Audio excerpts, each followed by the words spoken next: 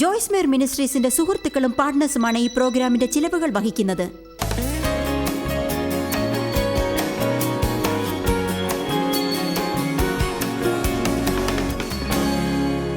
നിങ്ങളുടെ ജീവിതത്തിൽ ദൈവത്തിന്റെ വിളിയാണെന്ന് വിശ്വസിക്കുന്നിടത്ത് എത്തിച്ചേരാൻ ചിലർക്ക് കഴിയാത്തത് എന്താണെന്ന് പറയട്ടെ.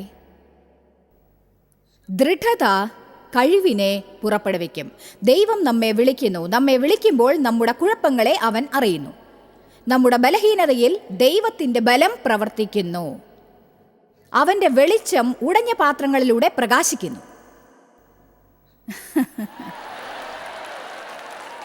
കൂടുതൽ വെളിച്ചം പ്രകാശിക്കുന്നു. ദൈവം എന്നെ വിളിച്ചപ്പോൾ ശരിക്കും ഞാൻ ഒരു ഉടഞ്ഞ പാത്രമായിരുന്നു.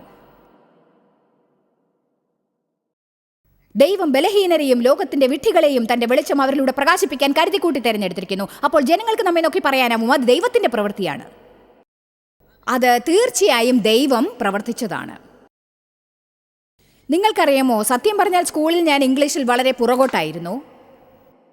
കാരണം എനിക്ക് നൗണും പ്രോനൗണും വെർബും സെന്റൻസും ഒന്നും ശരിക്കും അറിയില്ലായിരുന്നു. നൗണും വെർബും ഞാൻ കാര്യമാക്കിയില്ല. എനിക്ക് സംസാരിച്ചാൽ മതി.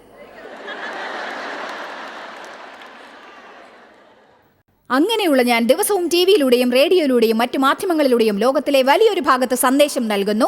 ദൈവം തന്ന ഒരു വാഗ്ദാനമാണത്. ദൈവത്തിന് നിങ്ങൾക്ക് വരങ്ങൾ തരാനാവും. അത് നിങ്ങൾക്കുള്ളതോ ഇല്ലാത്തതോ ആയ കഴിവുകളേക്കാൾ അതിര് കടന്നതായിരിക്കും. എന്നാൽ ആ വരങ്ങൾ മുഴുവനായി പ്രവർത്തിക്കണമെങ്കിൽ അതിന് ചില കാര്യങ്ങൾ വേണ്ടിവരും. അവയിലൊന്ന്, പരിശുദ്ധാത്മാവിന്റെ ശക്തിയിലൂടെ നിങ്ങളോട് പ്രവർത്തിക്കാൻ അവനെ അനുവദിച്ച് ദൃഢതയുള്ളവർ ആവുക. ദൃഢത കഴിവിനെ പുറപ്പെടുവിക്കുന്നു. ഞാൻ ഒരു കാര്യം ഓർക്കുന്നു. ആദ്യമായി ഞങ്ങളുടെ വീടിൻ്റെ താഴത്തെ നിലയിൽ ഒരു ഓഫീസ് ഉണ്ടായിരുന്നു ഞങ്ങൾക്ക്. ഞാൻ ഡെസ്കിൽ തലയും ചായച്ച ഒരു ദിവസം രാവിലെ എൻ്റെ മിനിസ്ട്രി വളരാൻ പ്രാർത്ഥിക്കുകയായിരുന്നു. ദൈവമേ, ഞാൻ കുറെ കാലം കാത്തിരുന്ന എൻ്റെ ജീവിതത്തിൽ വലിയൊരു വിളി ഉണ്ടായി. ദൈവമേ, എൻ്റെ മിനിസ്ട്രിക്ക് സഹായം വേണം. ഞാൻ സാത്താനെ ശാസിക്കുന്നു, ഞാൻ നിന്നെ ശാസിക്കുന്നു. എൻ്റെ മിനിസ്ട്രിയുടെ വളർച്ചയെ നിനക്ക് തടുക്കാനാവില്ല. അപ്പോൾ ദൈവം പറയുന്നത് ഞാൻ കേട്ടു. നോക്ക് ജോയ്സ്, നിന്റെ ഭർത്താവിനോട് സംസാരിക്കുന്ന വിധത്തെക്കുറിച്ച് ഞാൻ പറഞ്ഞത് നീ കേൾക്കാത്തിടത്തോളം എനിക്ക് നിന്റെ മിനിസ്ട്രിയിൽ ഒന്നും ചെയ്യാനാവില്ല.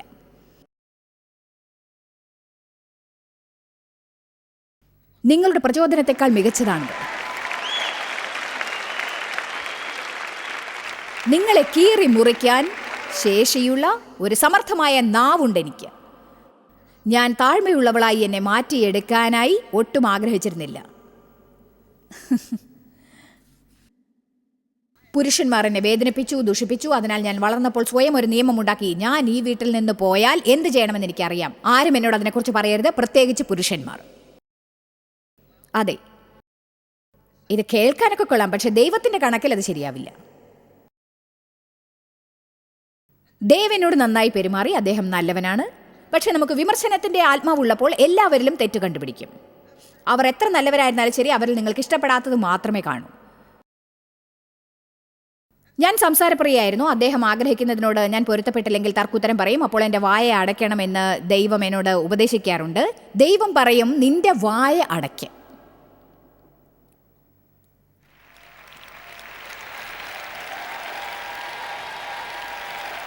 ദൈവം ആരോടെങ്കിലും അങ്ങനെ പറഞ്ഞിട്ടുണ്ടോ?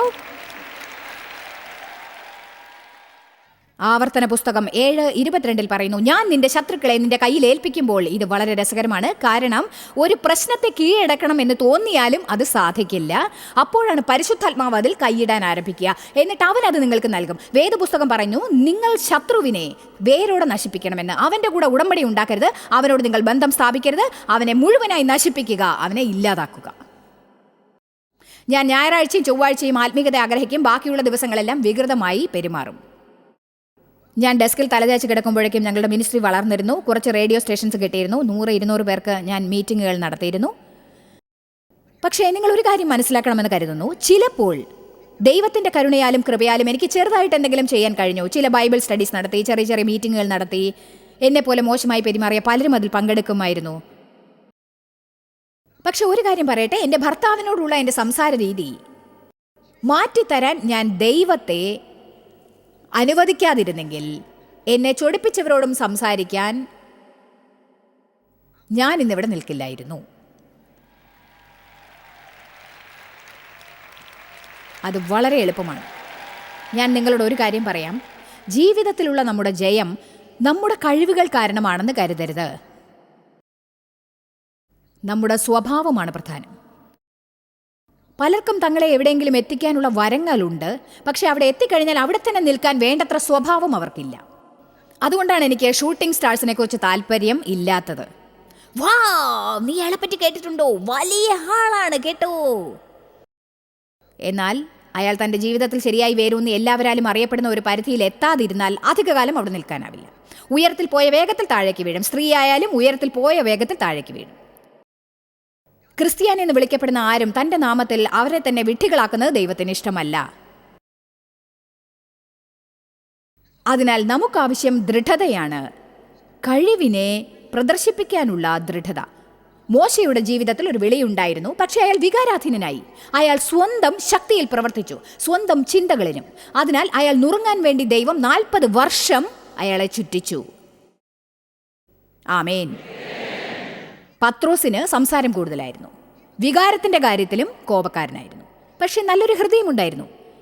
എന്നാൽ ദൈവം നിങ്ങളുടെ ഹൃദയത്തെ കാണുമ്പോൾ അവൻ നിങ്ങളോടൊത്ത് പ്രവർത്തിക്കും, നിങ്ങളോടൊപ്പം പ്രവർത്തിക്കും. ഒന്നുകിൽ നിങ്ങൾ അവൻ പറയുന്നത് കേൾക്കും, ഇല്ലെങ്കിൽ ദുരിതം അനുഭവിക്കും. കൊള്ളാം, ഒരു സഹോദരിയെങ്കിലും എന്നെ അഭിനന്ദിച്ചു.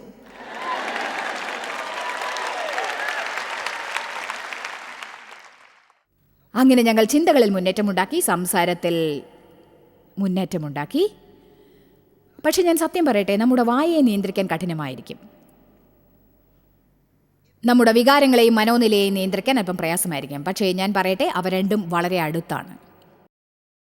കാരണം നമുക്ക് അനുഭവപ്പെട്ടാലും ഇല്ലെങ്കിലും, പ്രത്യേകിച്ച് ആ ചിന്തകൾ ശക്തമാണെങ്കിൽ,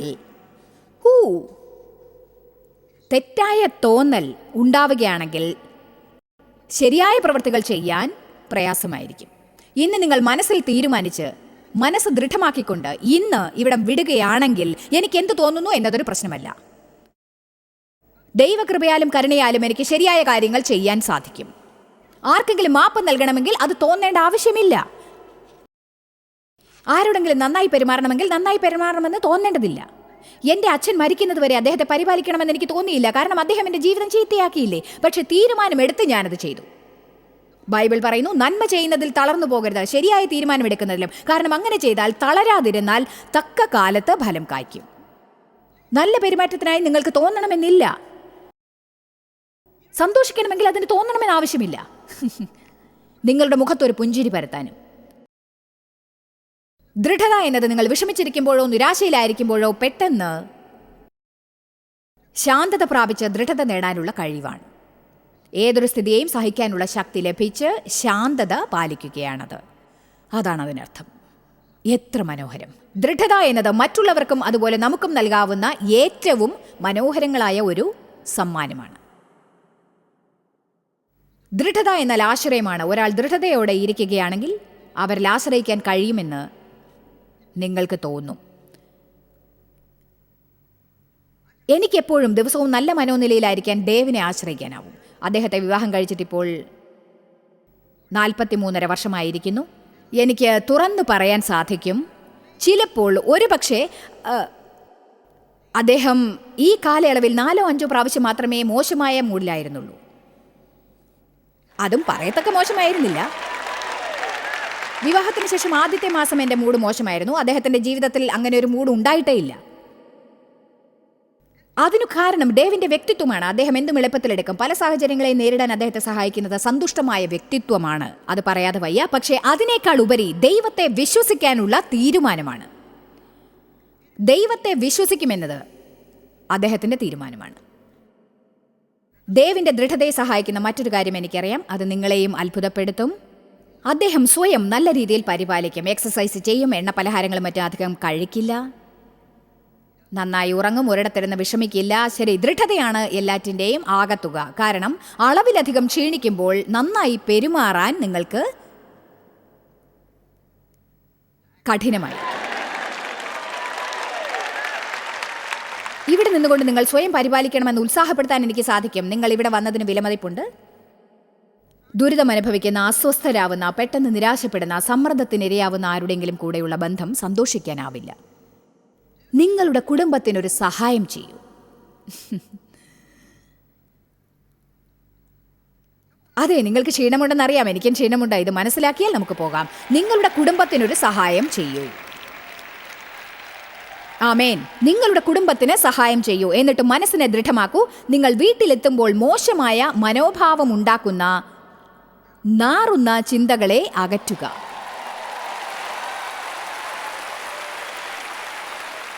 എങ്ങനെയുള്ള പെരുമാറ്റമായിരിക്കും അന്നേ ദിവസം ഉണ്ടാവുക എന്നറിയാത്ത ഒരാളുടെ കൂടെ ജീവിക്കുന്നതിനേക്കാൾ മോശമായിട്ടൊന്നും തന്നെയില്ല.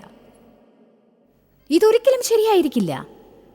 നമ്മൾ യേശുവിനെ സ്നേഹിക്കാനുള്ള കാര്യം ഇതാണ്. കാരണം അവൻ നമ്മുടെ പാറയാണ്. അവനെ എന്തുകൊണ്ടാണ് പാറ എന്ന് പറയുന്നത്? എപ്പോഴുമുള്ള ദൃഢത, എപ്പോഴും ഒരുപോലെ, എപ്പോഴും നമ്മെ സ്നേഹിക്കുന്നു, എപ്പോഴും നല്ല മനോനിലയിലുണ്ട്, എപ്പോഴും ശുഭാപ്തി വിശ്വാസം. അവനിൽ തൂങ്ങിക്കൊണ്ടിരിക്കൂ. നിങ്ങളെക്കുറിച്ച് മറ്റുള്ളവർ അങ്ങനെ കരുതാൻ നിങ്ങൾക്കറിയില്ലേ? ദൈവം എനിക്ക് തന്ന വരങ്ങളിൽ ഏറ്റവും വലുത് ദൃഢതയുള്ള ഒരു ഭർത്താവിനെ തന്നതാണ്. കാരണം ഞാൻ വളർന്ന രീതി അങ്ങനെയുള്ളതായിരുന്നു. അദ്ദേഹത്തിൻ്റെ ദൃഢത എൻ്റെ ജീവിതത്തിൽ ഉദാഹരണമല്ലായിരുന്നെങ്കിൽ എന്ത് സംഭവിക്കുമായിരുന്നെന്ന് എനിക്കറിയില്ല. ആമേൻ.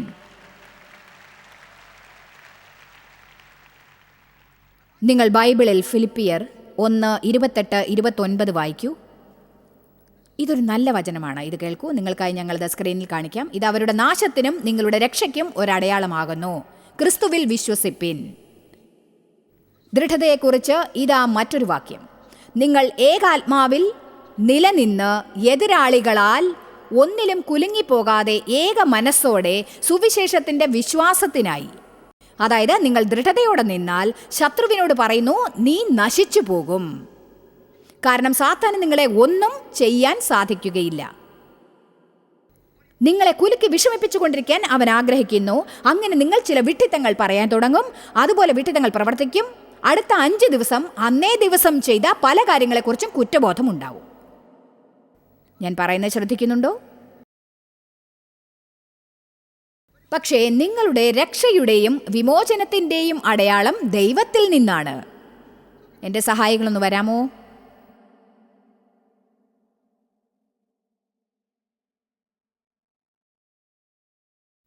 നമ്മെ സഹായിക്കാനായി ചിലരുണ്ട്. ശരി, നിങ്ങളിവിടെ നിൽക്കണം. ശ്രീമാൻ സാത്താനെ, സാത്താൻ, യേശു, സ്തോത്രം ദൈവമേ. ഇനി ഏത് ദിവസവും വിശ്വാസിയായിരിക്കുന്ന ഒരാളിതാ നിങ്ങളുടെ ചുറ്റുപാടുകൾ എങ്ങനെയായിരിക്കുമെന്ന് തീർച്ചയായും പറയാനാവില്ല. നിങ്ങൾക്കത് ഉറപ്പുമില്ല. ശാന്തത പഠിക്കുന്നത് വരെ ദൈവം നിങ്ങളുടെ ജീവിതത്തിലേക്ക് ചില പരിതസ്ഥിതികൾ കൊണ്ടുവന്നുകൊണ്ടേയിരിക്കും. പ്രലോഭനങ്ങളുടെ നാളുകൾ ഉണ്ടാവും. അപ്പോൾ അന്നേ ദിവസം എന്താണ് സംഭവിക്കാൻ പോകുന്നത് എന്നുള്ള കാര്യം നിങ്ങൾക്ക് അറിയാൻ സാധിക്കില്ല. അതിനെക്കുറിച്ച് നമ്മൾ വിഷമിച്ചുകൊണ്ടിരിക്കുന്നത് ദൈവത്തിന് ഇഷ്ടമല്ല. കാരണം നമ്മൾ ഉറച്ചിരിക്കണമെന്ന് അവൻ ആഗ്രഹിക്കുന്നു. നമ്മുടെ പരിതസ്ഥിതികൾ എപ്പോഴും ശരിയായിരുന്നാലേ നമുക്ക് സന്തോഷിക്കാൻ സാധിക്കൂ എന്ന് പറയാൻ കഴിയില്ല. ഇന്ന് ഞാൻ പറയുന്ന ആരെങ്കിലും ശ്രദ്ധിച്ച് കേൾക്കുന്നുണ്ടോ? എനിക്കത് മടുത്തു. ദൃഢതയില്ലായ്മയോടെ പരിതസ്ഥിതികൾ എന്നെ നിയന്ത്രിക്കുന്നത് എനിക്കിഷ്ടമല്ലായിരുന്നു. അപ്പോഴാണ് സാത്താൻ നമ്മെ ചൊടിപ്പിക്കാൻ ശ്രമിക്കുക. ഇനി ദൈവവുമായുള്ള ബന്ധത്തിൽ നിന്ന് നിങ്ങൾ മാറിക്കഴിഞ്ഞാൽ, നിങ്ങൾ പോരാട്ടം നടത്തിയ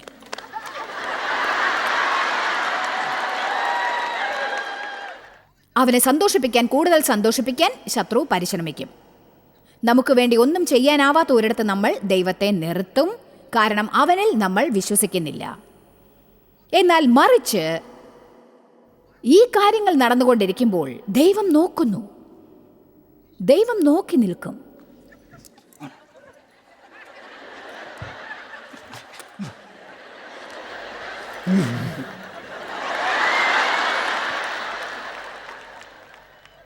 അത്യുന്നതങ്ങളിൽ വസിക്കുകയും സർവശക്തന്റെ നിഴലിൻ കീഴിൽ പാർക്കുകയും ചെയ്യുന്നവൻ, യഹോവയെക്കുറിച്ച് അവൻ എൻ്റെ സങ്കേതവും കോട്ടയും ഞാൻ ആശ്രയിക്കുന്ന എൻ്റെ ദൈവവും എന്ന് പറയുന്നു. അവൻ എൻ്റെ സങ്കേതവും കോട്ടയും ഞാൻ ആശ്രയിക്കുന്ന എൻ്റെ ദൈവവും എന്ന് പറയുന്നു. എനിക്ക് യാതൊരു പ്രയാസവും ഉണ്ടാവുകയില്ല. ഞാൻ ഒരിക്കലും കഷ്ടപ്പെടുകയില്ല. അവൻ എൻ്റെ സങ്കേതവും കോട്ടയും ഞാൻ ആശ്രയിക്കുന്ന എൻ്റെ ദൈവവും എന്ന് പറയുന്നു. എനിക്ക് യാതൊരു പ്രയാസവും ഉണ്ടാവില്ല. ആമേൻ.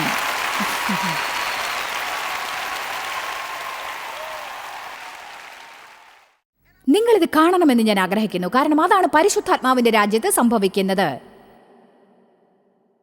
നിങ്ങൾക്കൊരുപക്ഷെ 10 അവസരങ്ങൾ ഉണ്ടായെന്ന് വരും. അവ നിങ്ങളെ വ്യാകുലപ്പെടാൻ ഇടയാക്കും. നിങ്ങൾ ചൊടിക്കും, സമാധാനം നഷ്ടപ്പെടും, എന്നിട്ട് വിഡ്ഢിത്തങ്ങൾ പറഞ്ഞുകൊണ്ടിരിക്കും, തെറ്റായ പല കാര്യങ്ങളെക്കുറിച്ചും ചിന്തിക്കും. നമ്മൾ ശ്രദ്ധിക്കപ്പെടുന്നുണ്ട്. ആത്മീക ലോകം നമ്മെ ശ്രദ്ധിക്കുന്നുണ്ട്. ശത്രു നമ്മെ നോക്കുന്നുണ്ട്. ദൈവം നമ്മെ നോക്കുന്നുണ്ട്. മാലാഖമാർ അവരുടെ സഹായത്തിനായി നാം എന്തെങ്കിലും പറയുന്നുണ്ടോ എന്ന് ശ്രദ്ധിക്കും. ദൈവം നമ്മുടെ ജീവിതത്തിൽ ഒരു വാതിൽ തുറക്കാനായി നോക്കിക്കൊണ്ടിരിക്കും. സാത്താനും നമ്മുടെ ജീവിതത്തിൽ വാതിൽ തുറക്കാൻ നോക്കും. ഞാൻ നിങ്ങളുടെ മുന്നിൽ ജീവനും മരണവും അനുഗ്രഹവും ശാപവും വയ്ക്കുന്നു. തിരഞ്ഞെടുക്കൂ, തിരഞ്ഞെടുക്കൂ. ഹൃദയത്തിൽ നിങ്ങൾക്ക് എന്തു തന്നെ തോന്നിയാലും ശരി, നിങ്ങൾ പൊട്ടിത്തെറിക്കാൻ പോവുകയാണെന്ന തോന്നൽ ഒരു പക്ഷേ ഉണ്ടായിരിക്കാം. പക്ഷേ ഇങ്ങനെ പറഞ്ഞാൽ, എന്നെ സഹായിക്കുക ദൈവമേ, സഹായിക്കുക ദൈവമേ, എന്നെ സഹായിക്കുക, എന്നെ ഉറപ്പിക്കുക, എൻ്റെ വായ അടയ്ക്കാൻ സഹായിക്കുക ദൈവമേ, എന്നെ സഹായിക്കുക, ദേഷ്യം കാണിക്കാതിരിക്കാൻ എന്നെ സഹായിക്കുക. അതിനധിക സമയം വേണ്ടി വരില്ല. ദൈവം നിങ്ങൾക്ക് പകരം പ്രവർത്തിക്കും. എന്തുകൊണ്ടാണെന്നോ, കാരണം ബൈബിൾ പറയുന്നു, നമുക്ക് സഹിക്കാവുന്നതിനുപരി ഒന്നും അവൻ നമുക്ക് വരാൻ അനുവദിക്കില്ല. എന്നാൽ ഓരോ പരീക്ഷയിലും പുറത്ത് കടക്കാൻ ഒരു വഴിയും അവൻ നിർദ്ദേശിക്കും.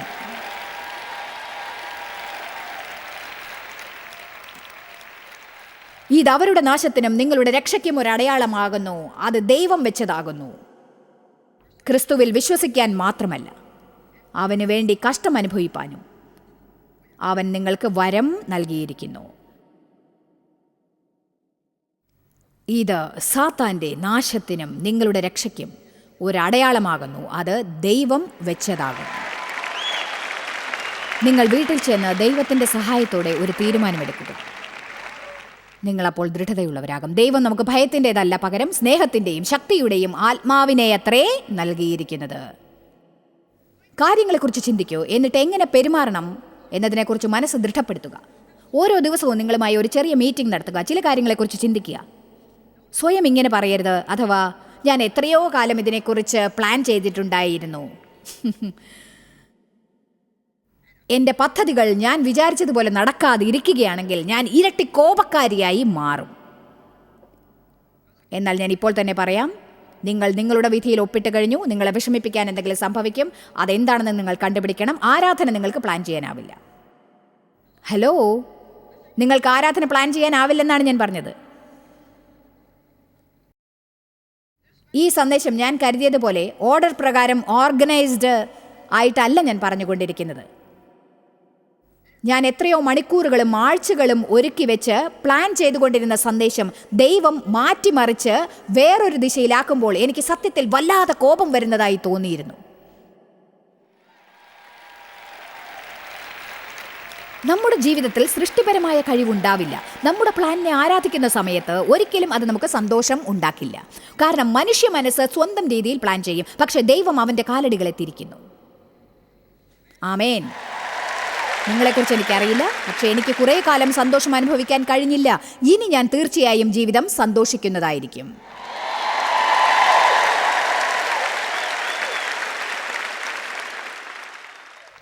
ദൈവവചനത്തിൽ നമുക്ക് പലരെക്കുറിച്ചും ഉദാഹരണങ്ങളുണ്ട്.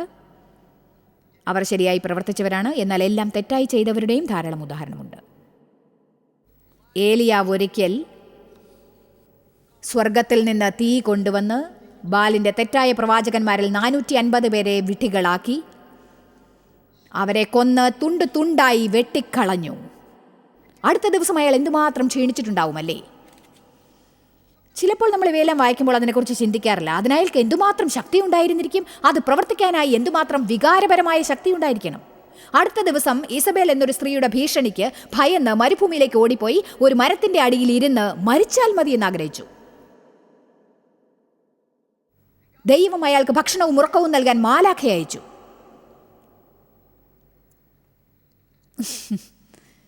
എൻ്റെ പ്രശ്നം എന്താണെന്ന് എനിക്ക് അറിയില്ല. രാത്രി ഉറങ്ങാൻ ശ്രമിക്കൂ, അത് നിങ്ങളെ സഹായിക്കും. ആമേൻ. പക്ഷെ ദൈവം പറഞ്ഞത് എനിക്ക് ഇഷ്ടപ്പെട്ടു. എന്നിട്ട് ഭക്ഷണം കഴിച്ച് കുറേ നേരം ഉറങ്ങിയ ശേഷം അവൻ ഒരു ഗുഹയിൽ ചെന്ന് ഒളിച്ചു. അപ്പോഴും ദൈവത്തെ അനുസരിക്കാൻ അവൻ തയ്യാറായില്ല. അപ്പോൾ ദൈവം അവിടേക്ക് ചെന്നു. നീ എന്താണ് ഇവിടെ ചെയ്യുന്നത്? ഇന്ന് നിങ്ങൾക്ക് ഞാൻ ഒരു ദൈവവാക്യം നൽകുകയാണ്. നീ എന്താണ് ചെയ്യുന്നത്? മരിച്ചുകൊണ്ടിരിക്കുന്നവരുണ്ട്, നരകത്തിൽ പോകുന്നവരുണ്ട്, വിശന്നിരിക്കുന്ന കുട്ടികളുണ്ട്, ലൈംഗിക വീഴ്ചയ്ക്കായി വിൽക്കപ്പെടുന്ന എത്രയോ പേരുണ്ട്. എന്നിട്ടും ഞാൻ ടോയ്ലറ്റിൽ തലചാച്ച് കരയുകയാണ്, കാരണം എൻ്റെ ഭർത്താവ് ഫുട്ബോൾ കളി കണ്ടു എന്ന്. ഹലോ, ഞാൻ പറഞ്ഞ ആർക്കെങ്കിലും മനസ്സിലായോ? ഇതെന്തുമാത്രം അസഹനീയമാണെന്ന് നിങ്ങൾക്ക് മനസ്സിലായില്ലേ? അവരെന്നോട് ശരിയായി പെരുമാറുന്നില്ല, ആരും എന്നെക്കുറിച്ച് ചിന്തിക്കുന്നില്ല. ലോകത്തിലെ സകല മനുഷ്യരും നിങ്ങളുടെ അപമര്യാദയായി പെരുമാറിയാൽ ഏത് സമയത്തും ദേഷ്യപ്പെട്ടിരിക്കാനുള്ള ഒരു ലൈസൻസ് അല്ല അത്. നോക്കൂ, ഇത് കേൾക്കൂ. ഏകദേശം 3 ആഴ്ച മുൻപ് എനിക്കൊരാളോട് വളരെ ദേഷ്യം തോന്നി. എൻ്റെ മനസ്സിൽ എത്ര കാലമായി ആ ദേഷ്യം അടക്കി വെച്ചിട്ടുണ്ടായിരുന്നു എന്ന് എനിക്ക് അറിയില്ല. ഞാൻ ദേഷ്യപ്പെട്ടു. ഞാൻ ഒന്നും ചിന്തിച്ചില്ല, ഞാൻ പ്രാർത്ഥിച്ചില്ല, ദൈവത്തിൽ നിന്ന് വാക്ക് കിട്ടിയിട്ടില്ല. ഞാൻ ഫോൺ എടുത്ത് അവരോട് പറഞ്ഞു. അത് സാധാരണയായുള്ള വാക്കുകളല്ല.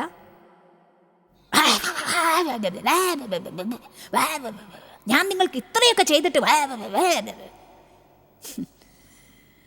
ഞാൻ വളരെ ദേഷ്യപ്പെട്ടു. അതിനെക്കുറിച്ച് കുറ്റബോധം തോന്നാൻ 2 ദിവസം എടുത്തു.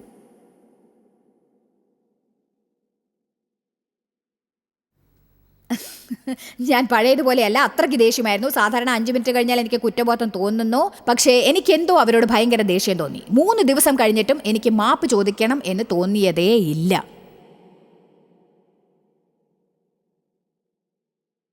പിന്നീട് ദൈവം എൻ്റെ മനസ്സിൽ തോന്നിപ്പിച്ചു, ശരി, ആ വ്യക്തി മോശമായി പെരുമാറി, അവർ മോശമായിട്ടാണ് പെരുമാറിയത്, മഹാവിഡ്ഢിത്തമായിട്ടാണ് പെരുമാറിയത്, അതെന്നെ വല്ലാതെ വേദനിപ്പിച്ചു, അവരങ്ങനെ ചെയ്യാൻ പാടില്ലായിരുന്നു.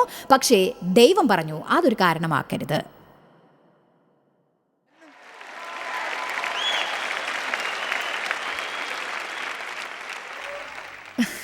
ദേഷ്യപ്പെടാൻ നീ അത് ഒരു കാരണമാക്കരുത്. നീ വായ തുറക്കാൻ പാടില്ലായിരുന്നു. നീ ഉദാഹരണമായിരിക്കുമെന്ന് ഞാൻ കരുതി.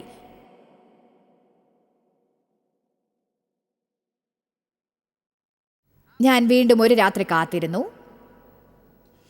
എന്നിട്ട് ഡേവിനെ വിളിച്ചു. അങ്ങനെ ചെയ്യുന്നത് എനിക്ക് ഇഷ്ടമാണ്. ഞാൻ ഡേവിനെ വിളിച്ചു.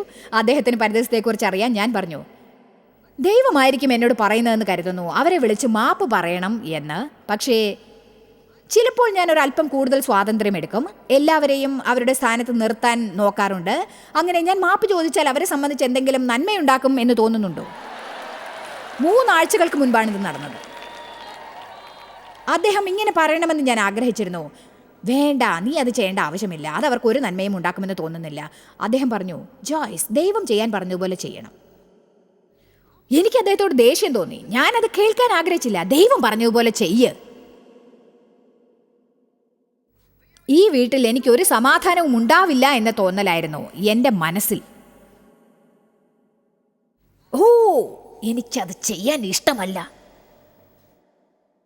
അപ്പോൾ തലച്ചോറിൽ ഒരു സംഭാഷണം നടന്നു. ഞാൻ വിളിച്ച് അവരോട് പറയണം, നിങ്ങളോട് കഴിഞ്ഞ ആഴ്ച ദേഷ്യപ്പെട്ടതിൽ ഞാൻ ക്ഷമ ചോദിക്കുന്നു. അപ്പോൾ ആ വ്യക്തി പറഞ്ഞത് ഇതായിരുന്നു, അതെ, നിങ്ങൾ അങ്ങനെ പെരുമാറിയത് എന്നെ അതിശയിപ്പിച്ചു കേട്ടോ. അപ്പോൾ ഞാൻ പ്രാർത്ഥിച്ചു, ദൈവമേ, പ്ലീസ് പ്ലീസ് പ്ലീസ് പ്ലീസ്, ദയവായി അവർക്ക് ഇങ്ങനെ പറയാനുള്ള കൃപ നൽകണമേ. ഞാനും തെറ്റ് ചെയ്തു, അതെനിക്ക് ആശ്വാസം നൽകും.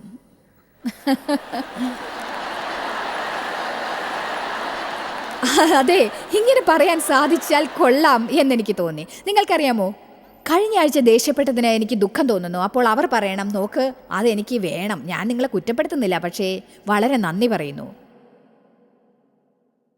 ശരി, ഞാൻ ഈ ഉത്തരം പ്രതീക്ഷിച്ചാണ് അവരെ വിളിച്ചത്. പക്ഷേ അവർ പറഞ്ഞു, ഹലോ, നിങ്ങൾക്ക് സുഖമാണോ? ഹായ്, നിങ്ങൾക്ക് സുഖമാണോ? ദൈവം എനിക്ക് പകരം പ്രവർത്തിച്ചു. കാരണം നമുക്ക് അത്രേ സഹിക്കാൻ കഴിയൂ എന്നവനറിയാം. ഞാൻ ക്ഷമ ചോദിച്ചപ്പോൾ അയാൾ പറഞ്ഞു, നോക്കൂ, അതിനെക്കുറിച്ച് വിഷമിക്കേണ്ട കാര്യമില്ല, ഞാനും മോശമായിട്ടാണ് പെരുമാറിയത്, blah blah blah blah blah blah. എന്നാൽ ഞാൻ പറയാൻ വന്നത് ഇതാണ്, അവർ വളരെ ഗൗരവത്തോടെ, അഹങ്കാരത്തോടെ മോശമായി എന്നോട് പെരുമാറിയാലും എൻ്റെ സമാധാനത്തിനായി ഞാനത് ചെയ്യേണ്ടത് തന്നെയാണ്. നമ്മൾ ഒരു കാര്യം മനസ്സിലാക്കണം, ജനങ്ങളോട് ക്ഷമിക്കുമ്പോൾ ശരിയായത് ചെയ്യണം എന്ന് കരുതുക. നിങ്ങൾ അവർക്കല്ല നന്മ ചെയ്യുന്നത്, നിങ്ങൾക്ക് തന്നെയാണ് നന്മ. ദൈവം രക്ഷിക്കാൻ ശ്രമിക്കുന്നത് നിങ്ങളെയാണ്. നിങ്ങളുടെ ജീവിതം കയ്പും നെഗറ്റീവ് ചിന്തകളും വെറുപ്പും കൊണ്ട് ജീവിക്കരുത് എന്നവൻ ആഗ്രഹിക്കുന്നു. നിങ്ങൾക്ക് വീട്ടിൽ ചെന്ന് നല്ലൊരു ജീവിതം ജീവിക്കണമെങ്കിൽ തീരുമാനമെടുക്കേണ്ടത് നിങ്ങളാണ്. ശരിയായത് ചിന്തിക്കണമെന്ന് തീരുമാനമെടുക്കേണ്ടത് നിങ്ങളാണ്. നിങ്ങൾ ശരിയായി സംസാരിക്കണം. മറ്റു സ്വഭാവങ്ങളും മനോനിലയും നിങ്ങളെ നിയന്ത്രിക്കാൻ അനുവദിക്കരുത്. ആദ്യത്തെ 10 മിനിറ്റ് അങ്ങനെ തോന്നിയാലും നിങ്ങൾ പറയണം, ഞാനിത് തുടരില്ല, ദൈവമേ എന്നെ സഹായിക്കണമേ, സഹായിക്കണമേ, സഹായിക്കണമേ. ഞാൻ നിങ്ങൾക്ക് ഉറപ്പ് നൽകുന്നു, നിങ്ങളെ ദേഷ്യം പിടിപ്പിക്കുന്നതായി തോന്നുന്ന ജനങ്ങൾക്ക് നിങ്ങൾ ദൃഢതയോടെ ഇരിക്കുകയാണെങ്കിൽ തീർച്ചയായും നിങ്ങൾ അവർക്ക് ഒരു നല്ല സാക്ഷിയായി മാറുന്നതായിരിക്കും. നിങ്ങൾക്ക് ഉപ്പും വെളിച്ചവുമാവാം, എന്നാൽ നിങ്ങൾക്കുള്ളതിനായി അവർക്ക് നിങ്ങൾ ദാഹമുണ്ടാക്കും.